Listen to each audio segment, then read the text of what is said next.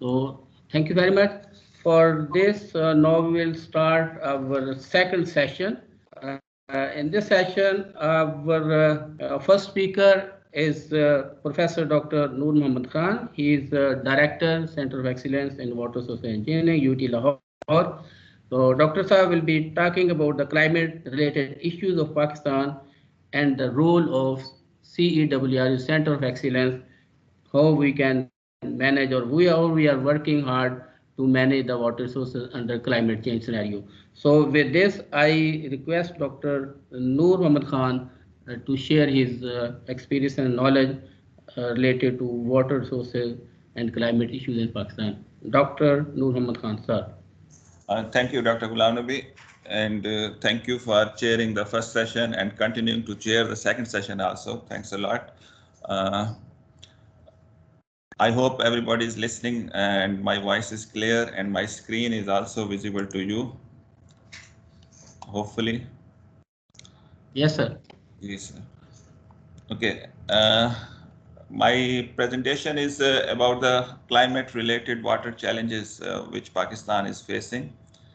And the second part of my presentation will cover a few of the works carried out at Center of Excellence in Water Resources in past couple of years.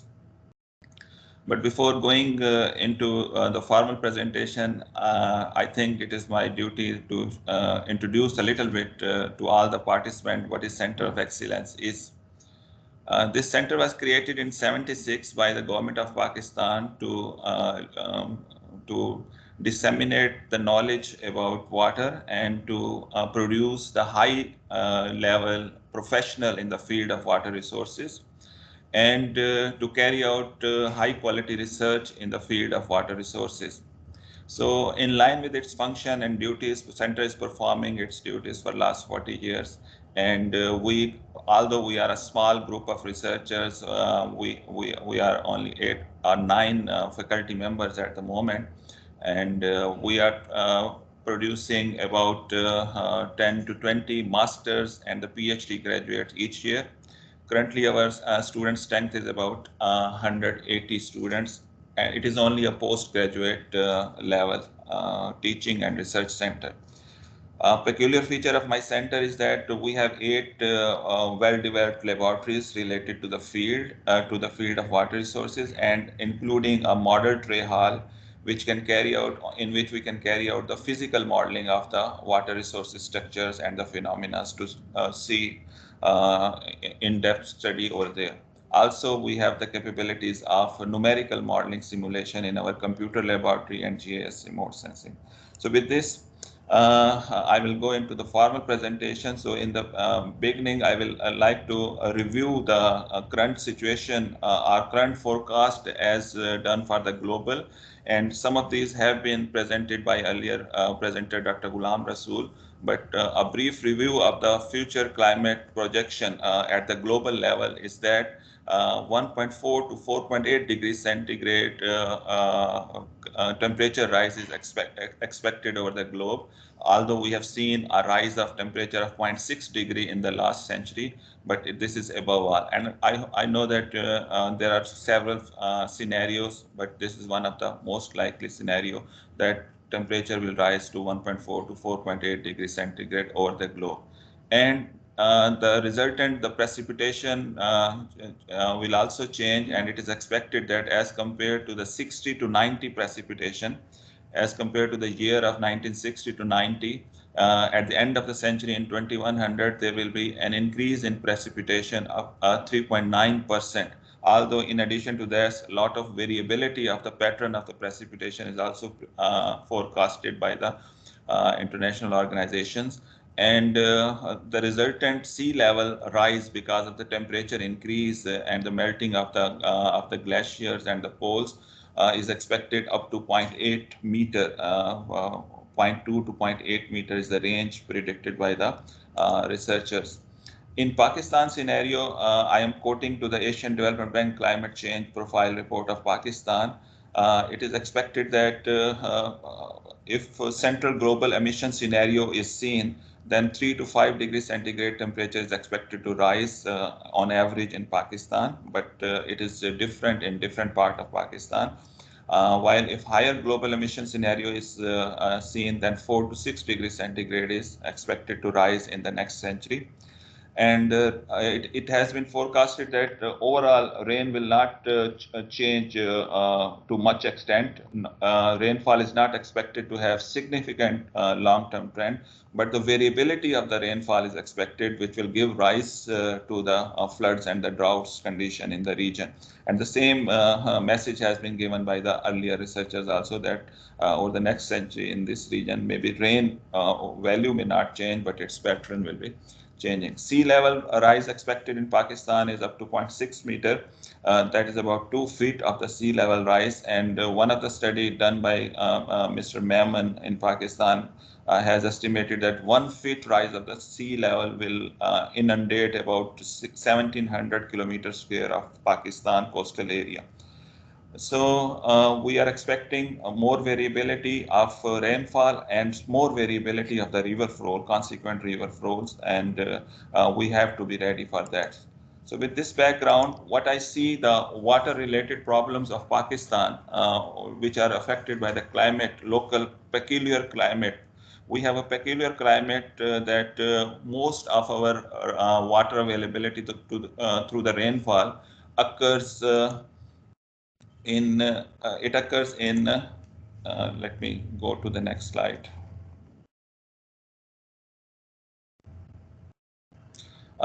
Most of our rainfall is distributed in the upper part of Pakistan. I am showing you over here the normal annual precipitation of the Pakistan. Although the average precipitation of the Pakistan can fall in the range of 300 millimeter, but it is widely variable from the south of Pakistan to the northern of the Pakistan, varies from less than 200 millimeter to as high as more than 2 meter of the rainfall in the foothills of the Himalaya and the Karakoram near to the Murray area. So this variation in rainfall, allied with the high solar radiation over here, has given a special climate condition to Pakistan, and most of the Pakistan is categorized as a kind of arid region. Aridity of some level persists in Pakistan. Only a small part of the Pakistan, the upper north part of the Pakistan, can be categorized as humid, but most of the Pakistan is categorized as arid climate. So because of this aridity and because of our rainfall condition, uneven rainfall conditions, we being agrarian country, heavily depend upon the river flows which are generated in the upper catchment area and which are generated through the snow melt in the summers. On average, we are getting about 148 or 145 million acre feet, which is about 180 billion cubic meter of water. But most of it we are getting in the monsoon season, about 121 million acre feet we are getting in monsoon, and very small part we are getting in the Rabi.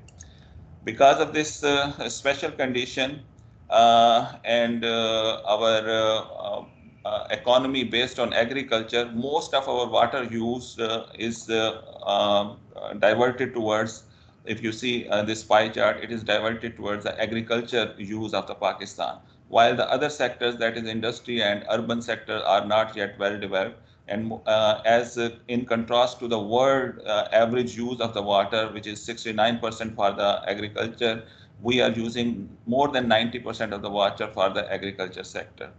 So because of this arid climate in this region, we are heavily relying on irrigation through our storage reservoirs. We have two large reservoirs and one Chashma Barrage also, but their capacity of the reservoir which is required is not sufficient to fulfill all the needs. We need these reservoirs also because of the special pattern of the rainfall in this region or the flows in this region. If we see that the volume of the water available to Pakistan over a year, if we see the average flows, we can see that 85% of the flows of the Pakistan are concentrated within 120 days, within 4 months. while the rest of the 8 months of the year we are getting very less flows. So if we don't have sufficient quantity of the reservoirs, then we are having problem, and our reservoirs are getting filled day by day. We have only 30 days of water storage at the moment, as compared to our neighboring country, India, who has about 220 days of the storage capacity of their annual flows, and as compared to Egypt having 1,000 days storage capacity in their Nile basin. We have only 30 days storage potential in Pakistan. So these are the peculiar feature of Pakistan. We that give a message that we are already at risk. We are already utilizing our available water resources to a very high percentage. More than 80% of our available water in a year that is already committed to our different sectors. So being at risk already, when climate change will be coming over here or is already coming over here, this will enhance the vulnerability of this region or this country to many folds, and we have to look into that. With this background that we are already having a special pattern of the rainfall, which is giving us water in a very short duration, which we need to store, and the storage capacity is limited. Furthermore, our the outputs have been seen in this area not comparable to the outputs in the neighboring countries and the similar environment around the globe. We are producing very much crop as compared to the neighboring countries, and our productivity per unit of the water is one of the least in the world. We have to see this. We have to improve this if we want to continue our struggle and our drive, so that we can have a sustainable development in the area.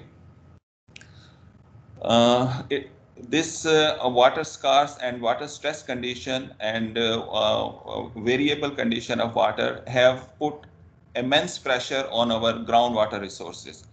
As Dr. Ghulam Rasool have also mentioned that this groundwater resources is under stress because of over exploitation, and in addition to that, the government policies like provision of the solar panels free of cost have further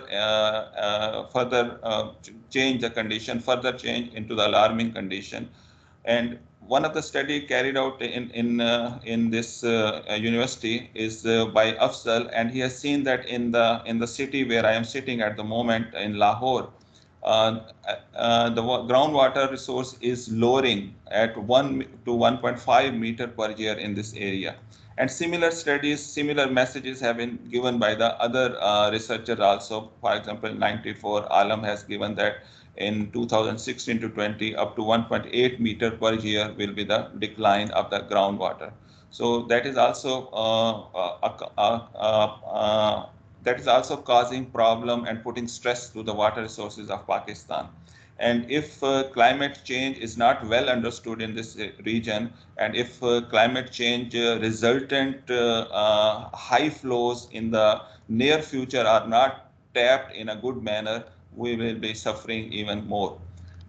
Furthermore, this variability is seen from the past historical flood databases, and we have seen that after 2000 floods, we are seeing the floods as a regular event as compared to the previous decades. I have divided this database of major floods in Pakistan, and if we see that in 60s, 50 to 60, there were 5 major floods, and in 70s there were again 5. But in later part of this database, in after 2010, 11, 12, a huge floods becomes a regular event in this part of the world in Pakistan. One or the other part of the country is experiencing some kind of flooding over area, while at this in other months other part of the area is suffering from the droughts. So a part of Pakistan is vulnerable to droughts, and a part of Pakistan, especially lying close to the riverine areas, that is vulnerable to floods. So both severity are damaging the economy of Pakistan, and we have to look into it. With respect to sea level rise studies, I already mentioned that we expect that in Pakistan about 0.6 meter rise is expected in next century. And similar messages have been given by Dr. Ghulam Rasool in his study also, and similar messages are given at the global scale by the assessment report given by the IPCC. So if with this background of the climate related water issues of Pakistan, what we can do in this manner, in this aspect is that we, first thing is we have to slow down the process of the global warming. But if we look into this, can we slow down as a Pakistani or as a Pakistani researcher, can we slow down? As Dr. Habib has rightfully mentioned in his opening remarks, that Pakistan has contributed a little towards the global warming, towards the greenhouse gas emissions. While we are sufferer at one of the accelerated pace, we are the sufferer of the global warming. So as we are not the culprit of global warming, I think we can do little in reducing the global warming, because our emission rates are even lower than the required by the climate researchers. So, but at the regional level and at the global level, the research carried out in this country can help other researchers to improve their struggle to slow down the global warming scenario as possible. And similarly, our public awareness campaigns can help us use our stressed and scarce water resources in a better way, and we can use our resources in a wise manner. Furthermore, for the looming this water climate change scenario, we can carry out research which can measure this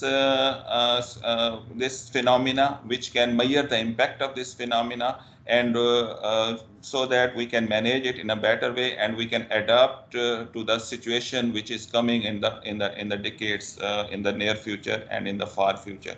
So our research towards the measurement of the issues, towards the use of the modern tools, will play a high role in adaptation drive with respect to climate change. So with this background, Center of Excellence is carrying out a research. I will admit that we are not predicting how much will be the global climate change scenarios. But from the prediction of the global climate change scenario, what we are doing over here is trying to categorize, trying to calculate the impact of those predicted climate changes. So in the past few years, I have just taken a few researches over here which have tried to calculate the impact of the possible climate change on different aspects of the water resources of Pakistan. For example, this first study, it has tried to categorize or distinguish the impact on the water resources of a small Haro river. How much is the impact from the climate change and how much is the impact from the land use. He has tried to disintegrate the total impact into two parts, one from the climate change and one from the land use, because land use pattern changes, which is not related to climate directly, that is related to our population growth, that is related to our social development, urbanization. So that is also causing changes to our river flows. So the first study I am mentioning over here is trying to categorize how much is the change because of the climate and how much is the change because of the land use. Similarly, another important study carried out in Center of Excellence, it has tried to calculate if climate change scenarios are there, what will be the change on the flows in certain small basins of the upper Indus basin, and what will be the change on the sediment erosion of that basin. So this study can help us extend this study over the whole upper Indus basin, and we can calculate the sediment enhancement or sediment erosion enhancement in the whole upper Indus basin that can be used for the prediction of the storage of the reservoirs in a better way. Another study which I would like to mention over here is carried out by Dr. Ejaz and his student is that how the hydrological extreme events. What does it mean, hydrological extreme event? How it means floods and the droughts, both of them. So how the hydrological events are expected to change, have been changed in the past. Using the past data on the daily scale, they have found that if the droughts are increasing, if the floods are increasing or decreasing, or if the droughts are in. So this is a good study for Upper Indus River Basin. About 20 stations were utilized. About 60 year of their daily data was utilized to categorize if extreme events are increasing or decreasing, and I will be putting the result of this study in the coming slides. Another study have further gone towards the impact of the climate change on the production of the crop yield and the productivity of the crop has been estimated in the climate change scenario. Temperature change was given input, and water availability was given as input to the model, and they have seen that how the crop water requirement will change, how the yield will change, and how the crop production will be changed. So in few minutes, I will go through these four works which have been carried out, which represents what we are doing at the center, what we are capable to do in the center, and we can get the comments from the audience also, that what should be our future direction in respect of adaptation towards the climate change scenarios. The first study, which I mentioned, that this is done by Dr. Wasim and his student Abdur Rahman. He has used one of the catchment, Haro River catchment. It is close to Islamabad and capital area of Pakistan, having one of the dam called as Khanpur Dam in that area. So it is about 1,000 kilometers square. The size of the catchment is this one. Land use change have been seen over there, and of course climate change impacts are also there. So he has tried to identify if there is any variation of the flows for the outlet of this catchment. Outlet is taken at Garyala station is taken as output as outlet of this catchment. And he has used a framework, a statistical framework, Budaiko framework he has utilized to see what are the possible change of flows because of the climate activities, that is the increase or decrease of the precipitation, or increase and decrease of evaporation based upon the temperature. So he has calculated using the Budaiko framework the changes because of climatic parameters, and he has subtracted all these changes from the total change of the flows, and he has attributed these remaining flows change to the land use or catchment characteristic variation. So that is the study he has done, and this is, we can say, a pilot study kind of thing is there, and we can extend it to of course larger catchment and larger basin, for example the whole upper Indus basin. So some statistical analysis was carried out on the data available. They have used about 30 year of flows data, 30 year of temperature data, and all of them was the observed data. And he has worked on the historical data, and he has tried to categorize if there is any change, if there is any trend of any data. So in this catchment, from the statistical analysis, he has seen that the rainfall has a declining trend, temperature also have a small trend, and he has tried to find the change point, which year is reflecting the point of change with respect to precipitation and with respect to flow. For that purpose, he has used the Petit test analysis, which is a statistical analysis. So in his study, the outcome was that in Haro River Basin, between the We will try to finish in 2 minutes. We are going ahead of okay, time. Please try to okay, sir. finish in. Okay, sir. In Haro River Basin, there is before the change point or after the change point, there is a variation of the flows has been observed, and from the use of the Budaiko framework, he has seen that 77% of this change of the flow can be attributed towards the climate parameters, while 22% can be attributed towards the land use changes. So that is one study as a sample project that can be replicated to the larger areas, and we can categorize how much is the change of flows because of climate and how much is the change because of other parameters, other activities. Sediment study have been carried out to see the impact of climate change. Climate change impact were taken from the other studies, and the resultant expected temperature and the resulted expected precipitation were given input to the model. The model utilized was SWOT model in it, and this was carried out by Dr. Muin Ehsan and his supervisor, Dr. Abdustar Shakir.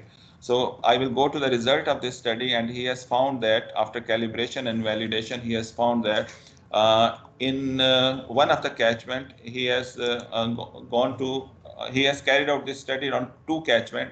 In one of the catchment, which is known as Gilgit catchment, and other one is the Ghorband catchment. Both lies in the upper Indus Basin. And in Gilgit catchment, at the turn of the century, he has calculated from the SWOT model that flows will increase by 14%, while the resultant sediment erosion or sediment yield will enhance 24% as compared to the previous average values. Similarly, in the other part, I cannot see the last figure. He has seen that sediment the sediment yield enhancement will be 20%. So again, I will say that it shows our capability that the impact of the climate change we can see up to the sediment yield level, one step ahead of the seeing the impact on the river flows. In one of the study, that's the third study I want to mention over here, extreme events has been studied using the past data in the upper Indus Basin, and 20 stations were utilized over there. And I will go to major result about extreme events. He has categorized extreme low event as those events which are in the lowest 10% percentile, while the extreme high events were categorized as those one which lie in the 90% percentile. So in this, he has seen, and out of 20 stations, 3 stations I have marked over here, known as Bisham, Khairabad, and Masan. Why I have marked these 3 stations? Because they are they are located on the main Indus. In addition to a few more stations, these are one important station with respect to Tarbela and with respect to the flows which are reaching to the plain area of Pakistan. So he has seen that with respect to the extreme events, and with this, it can be concluded that there is an increasing trend. Extreme low flows are increasing significantly at majority of the station in upper Indus Basin. Extreme low flows means droughts are increasing at majority of the station in upper Indus Basin as per the historical recorded flows data, while the extreme high flows are increasing at higher altitude, but they are reducing at the lower altitude. That is what his analysis has given us the output, that floods are increasing in the higher altitude, but at the lower altitude, the increased trend is not much seen. These triangles represents, if triangle is on the lower side, it represents the reduction trend. If the triangle face is on upward side, it represents the increasing trend. Furthermore, the last one, I would like to say that crop water requirement, crop productivity, and crop yield have been assessed in one of this study using DSET model, which is a crop simulation, crop production simulation model, which can take into account the input to the crop species, genetics of the crop, and the temperature, and all the parameters which can affect the yield of the crop are taken into account. When climate change scenarios have been given as input to it, then it has been seen that yield of the crop is reducing as the temperature and the precipitation are varying as per A2 scenario and B2 scenario. He has carried it out for 2 scenarios. Similarly, the crop water requirement is enhancing as we go deep into this century, and the crop water production kg per cubic meter of the water, that is also reducing. Crop water production is reducing. So although this study is carried out for a smaller area, but if we replicate it onto the larger area of Pakistan and the region, we can forecast how much production will be reduced because of the climate change. And of course, if we can measure this thing, we can manage it better, because it is said that what you can measure, you can manage, and if you cannot measure it, you cannot manage it. So with this, I conclude my presentation over here. Thank you very much for your time, and thank you very much for joining this seminar. Over to Thank you Dr. very Kalam. much, sir, for your nice and detailed presentation. Our second speaker